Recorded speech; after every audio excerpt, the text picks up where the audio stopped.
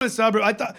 First off, I realized when I moved back to the suburbs, I came in with the wrong energy because I came in with city energy. I was living in Los Angeles for just about 17 years, and if you like city energy, as you may know, like you just get real used to things that you shouldn't be getting used to. Like you shouldn't be casual about some of the stuff that's happening. But you do, because you're in a city and that volume just slowly gets turned up, just frog into boiling water until you're just coming in just real loose saying shit like, man, that guy with the sword is out in front of 7-Eleven again.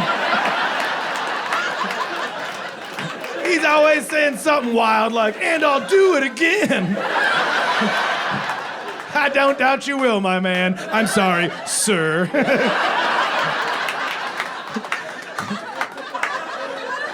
I figured it out. It takes him about 9 seconds to go from the red box machine to the propane refill tank. So if you time it out just right, you can get in and out while I'm seeing you. Makes that Slurpee taste that much sweeter, I'll tell you that. Well, that's a little sugary trophy for you for living. Watch out, though. If he nicks you, you're going to have to get a tetanus shot. That's never any fun. So that's the energy I moved back with. Like I just came in hot because I knew because we moved there like end of September, right? And that's when I got into town. I'm like, this is how I'm winning over this neighborhood. I'm gonna move into the suburbs. This is how I'm gonna win over the neighborhood. I'm gonna be full-size candy bars guy on Halloween. That's how I'm gonna be. Everybody loved full-size candy bar guy. As a kid, you're like, that guy rules. Don't egg his house. This guy rules. Everybody loves full-size candy bar guy, and that's how I was gonna start it that first Halloween. I'm gonna be full-size candy bar dude. Here's the thing I did not realize, because I was coming in with hot city energy, is that in the suburbs, when you just show up in the beginning of a pandemic with out-of-state plates, and then just try to be full-size candy bar guy without having children of your own, it has the inverse effect.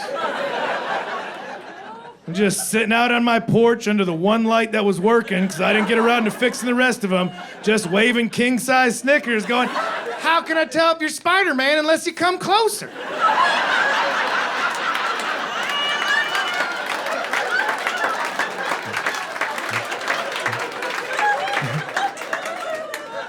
Just waving children in like I worked the ramp at the airport. Like, Hulk wouldn't be scared.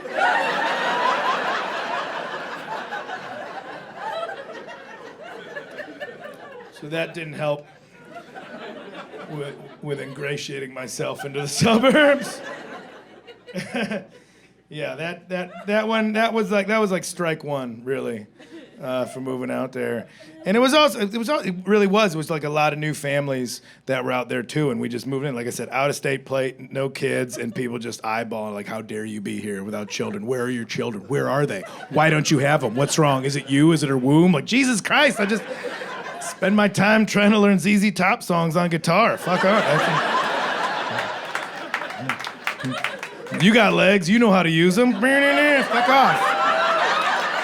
Do not reward mediocre comedy. Do not. They were just mad dog us because there's so many just new moms out there like baby stroller Sturgis just pushing them down the street.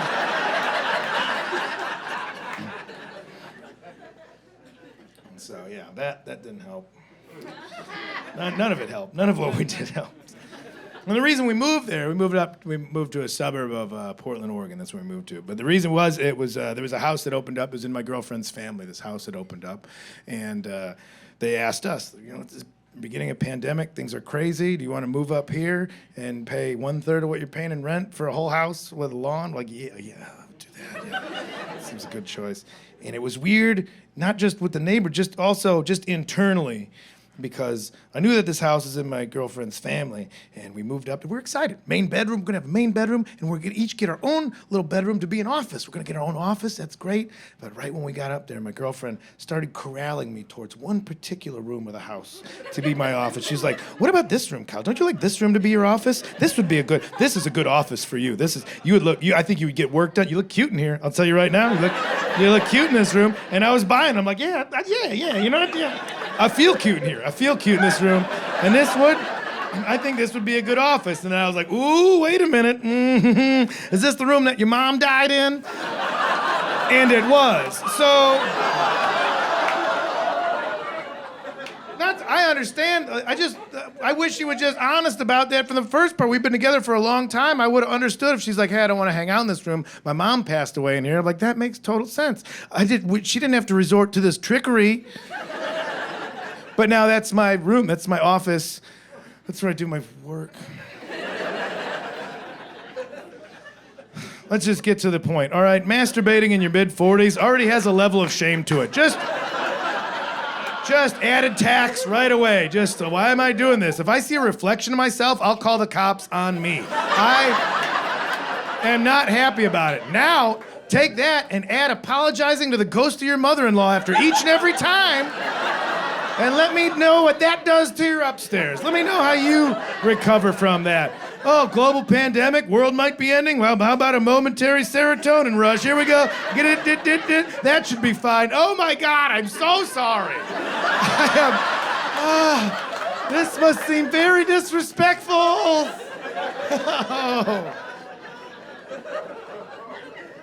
So that was rough for me. On a personal level. So yeah, a lot of things were going screwy up there. We wound up, we got a cat. We didn't get a cat. The house came with a cat. We were just there. There's a cat. Yeah, it was out. We weren't even sure the cat was real at first because it was fucked up looking. There was some real Pet Cemetery action. Covered, scrub brush, and just missing some ear. Had like David Bowie eyes, you know. What are you looking at? Everything? Nothing? What's going on with you? It always just appear from around structures at first. There's always one of just.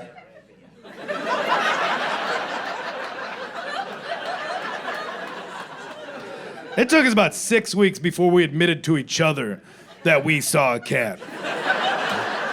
I remember she said at first, like, you see a cat out there? I'm like, you see it too? All right, thank God. I was getting nervous. I thought we had hobgoblins. I don't know. I'm new to the Pacific Northwest. I don't know what's going out there. Everything's just fog and ferns. I don't know what's crambling around underneath there. So the cat seemed like it was like friendly. It wasn't like friendly, but it was like hanging around us enough.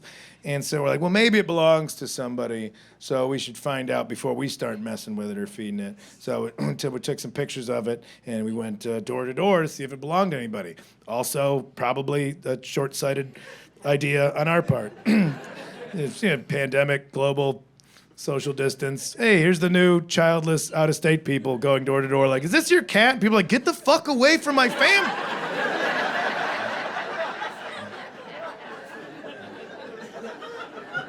Yeah, you're right, yeah. The old guy next door answered the door, but the chain's still on the door. He was just like, oh, that cat? That's nobody's cat, no. That cat belonged to the earth. Yeah. That cat come up from the soil when the sun go down. And just roams amongst the mist, just eating dreams and shitting out nightmares. That's what that guy... Man, just say it's not your cat, old man, all right? I don't have time for folklore. I got other neighbors to harass.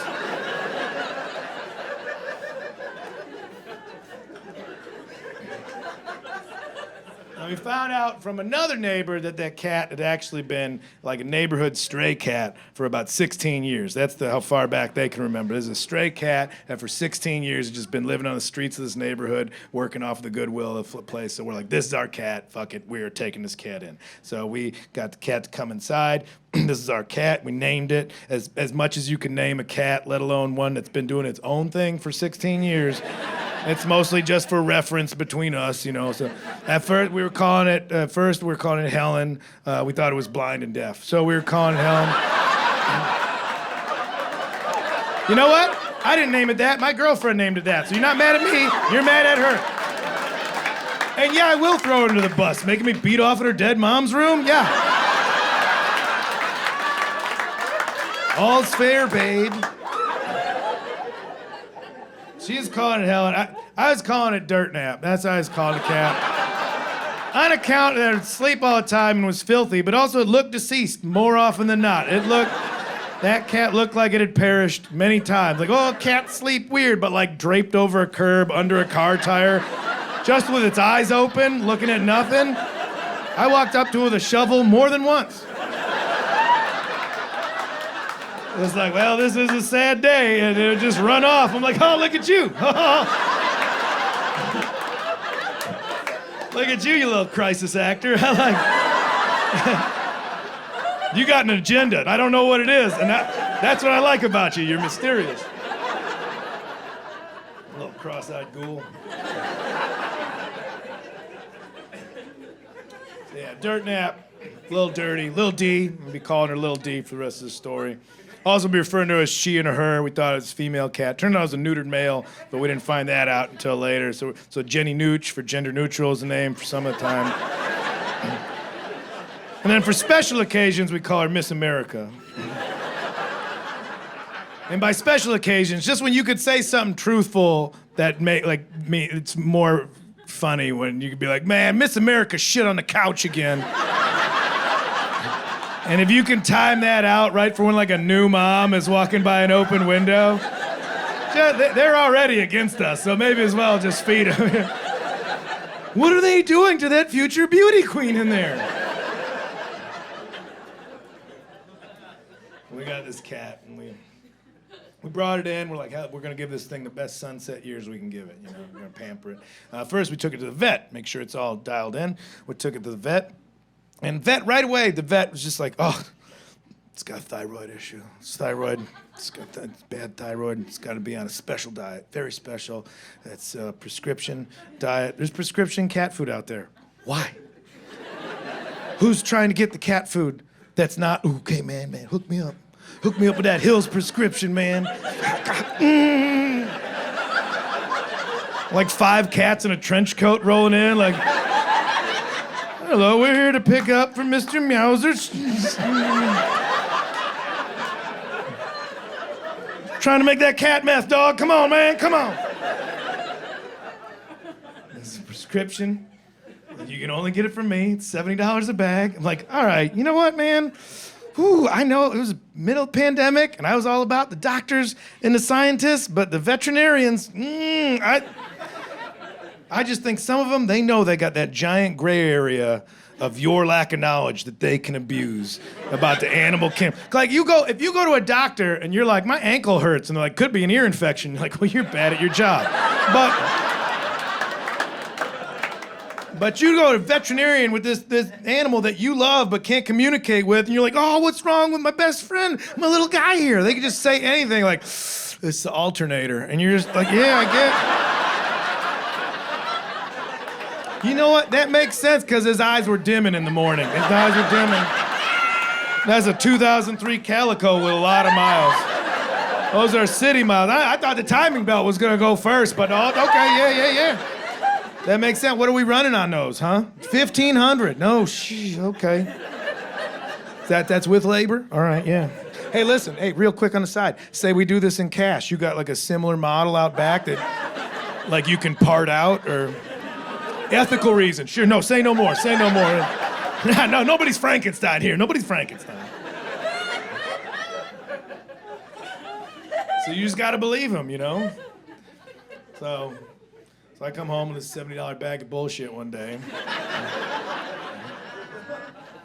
I open the door, I can see out to the patio. Lil D's outside, she's playing with a bird. Bird's dead. She's just slapping it against the house.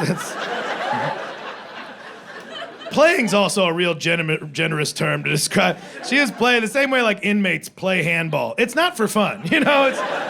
That's just maintenance in case shit goes down. That's all. The only thing missing from Little D at that point was like a cigarette behind her good ear and a teardrop tattoo. Just bitching about not making parole. Like, they got me doing the full 12, man. Ooh, if I get out of here and see that judge, you're gonna see me right back in here. And I could tell it was a fresh kill because she was about 6 feet out and getting a good return on her.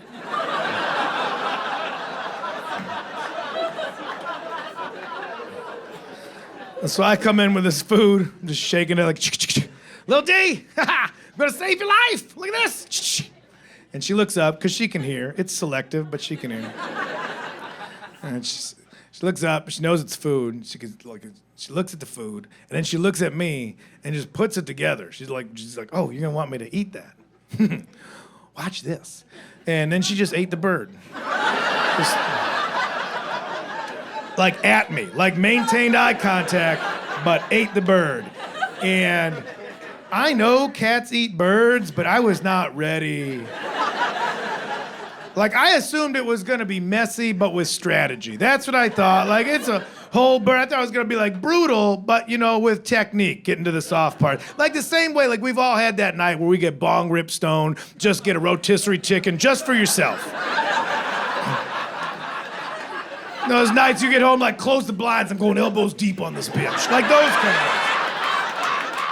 That's what I thought I would have seen. What I saw and was not prepared for was the full-on David Blaine street magic disappearing act that she did on this bird. Just gone. Entire thing disappeared. One Forrest Gump feather just floating down for effect. Still looking at me like, what? Where did it? Is it in my pocket? Oh my God! Is it just gonna be alive over here? That is what you did. Is something. I gotta call this vet back. And I rang him up right then and there, like, yeah, hey doc. I don't know if you got a plan B for this whole thyroid thing, but Lil D been out in these streets just consuming her own enemies for the better part of a decade and a half. So if you got some alternatives, I'm all ears right now. And that's when the vet on the phone, he's like, oh, chicken baby food's totally acceptable for a thyroid issue, too. You can feed her chicken baby food. Oh, chicken baby food. Oh, the shit that's 50 cents a jar? You could have led with that, you fucking quack. So that's my life now when I'm not on the road. I'm just buying racks of chicken baby food. I'm just buying full, just cases of chicken baby food. And every morning that I'm at home, I gotta wake up and I gotta heat up a little jar of chicken baby food. Because now that we're an indoor cat, we got particular about temperature. So I gotta heat up this little jar of chicken baby food. And I throw up through my nose a little bit, just, And we feed this to our human babies. You women are savages. I do that, and then I go, and then I clean out the litter pan, because these are the things you have to do when you let vermin live in your house. I go, and to get through the litter pan part, I just squat over it and pretend that I'm just an optimistic prospector, and this is my lucky day, because it's the only way to get through sifting through that, is to sit there and be like, oh, I got a good feeling, that's a big one. That one's pure gold. Me and Ma don't have to live on the front. That's a poop, okay, all right. Oh, look at this one coming downstream. Woo, boy, I'd take that to the bank. I'll buy the bank with that. That's just a piss fritter. All right, well, third time's a charm. I'll take silver at this point. Anything to get me out of the dusty old wet. That's a poop, too. I think this creek done run dry. That's just a fun thing to do for me, because you got to be creative with your chores.